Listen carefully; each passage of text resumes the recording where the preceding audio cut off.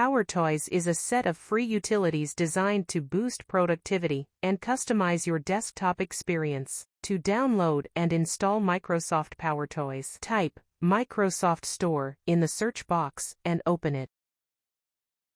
Type Microsoft PowerToys in the search box and click the search icon. Hover over the PowerToys tab for a few seconds. When the install option appears, click it. Once the first time installed, it will automatically open the PowerToys welcome interface.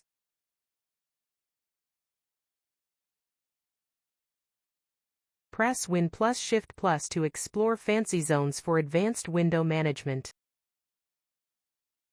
Drag windows into custom layouts for multitasking efficiency. Press Win plus Shift plus C and move the cursor over a color to view its RGB and HSL values. Activate PowerToys Run with Alt plus Space. This helps searches and launches applications swiftly and performs simple calculations. Explore additional utilities like Keyboard Manager for remapping keys